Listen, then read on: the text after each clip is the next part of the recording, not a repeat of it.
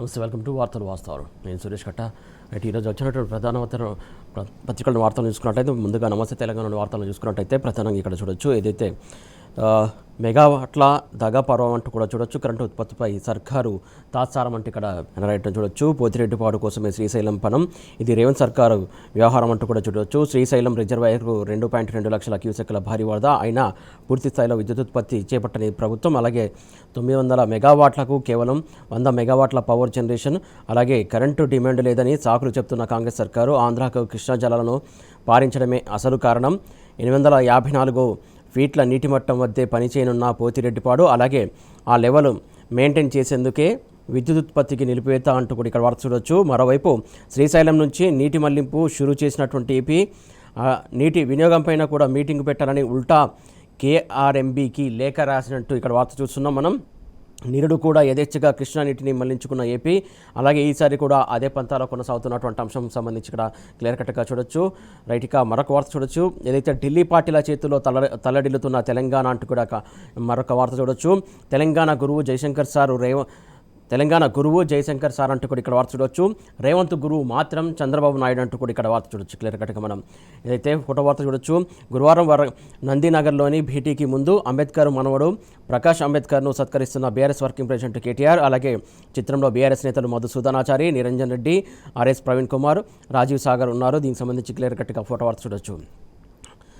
ఏదైతే కాంగ్రెస్ కబంధ హస్తాల్లో రాష్ట్రం అరిగోసపడుతుందంటూ ఇక్కడ వార్త చూడొచ్చు. శాసించే దశ నుంచి మళ్ళీ యాచించే దశకు వెళ్ళాలి అంటూ కూడా ఇక్కడ వార్త చూడొచ్చు. తెలంగాణ కోసమే పుట్టిన పార్టీ బీఆర్ఎస్ పార్టీ. 75 ఢిల్లీ టూర్లు చేసినటువంటి రేవంత్ రెడ్డి ఢిల్లీలో గులాంగిరి చేస్తున్నాడు అంటూ కూడా ఇక్కడ వార్త చూడొచ్చు. బీఆర్ఎస్ వర్కింగ్ ప్రెసిడెంట్ ఈ అంశం సంబంధించి నిన్న ఏదైతే జయశంకర్ సారు జయంతి సందర్భంగా ఈ వ్యాఖ్యలు చేశారు. దీనికి సంబంధించి స్పందించారు. ప్రొఫెసర్ జయశంకర్ సార్కి బీఆర్ఎస్ నేతల ఘన నివాళి కూడా జరిగింది తెలంగాణ వ్యాప్తంగా కూడా అంటూ కూడా దీనికి సంబంధించి వార్త చూడొచ్చు. ప్రధానంగా ఇక మరొక వార్త చూసుకున్నట్లయితే సీనియర్ ఐఏఎస్ సుల్తానియాపై అరెస్టు వారెంటు, కోర్టు ధిక్కారా కేసులో హైకోర్టు కఠిన ఉత్తర్వులు ఇచ్చింది. నేడు కోర్టు ముందు హాజరు పరచాలని కూడా సిపికి ఆదేశాలు ఇచ్చినటువంటి అంశం సంబంధించి ఇక్కడ క్లియర్ కట్గా చూడొచ్చు వార్తను. ఇక మరొక వార్త చూస్తున్నాం మనం. ఏదైతే డబుల్ ఇంజిన్ ధోకాబాజీ అంటూ కూడా మరొక వార్త చూస్తున్నాం.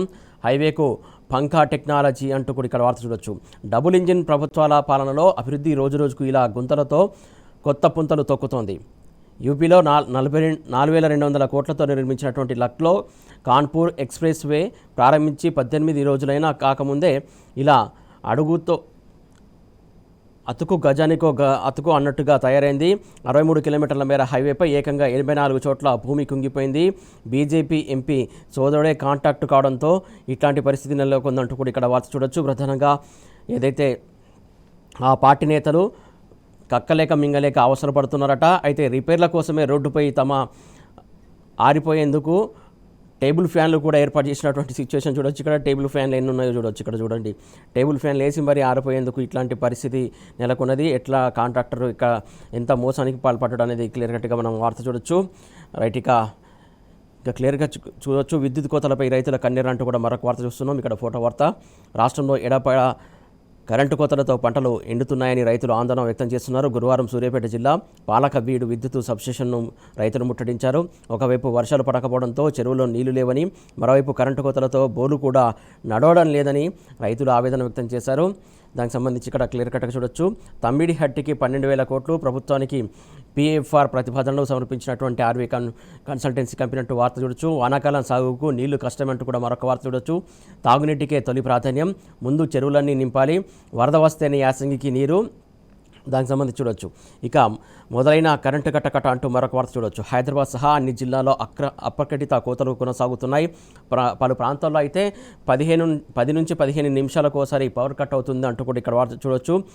ఏదైతే దానికి సంబంధించి క్లియర్ కట్గా వార్త చూడొచ్చు.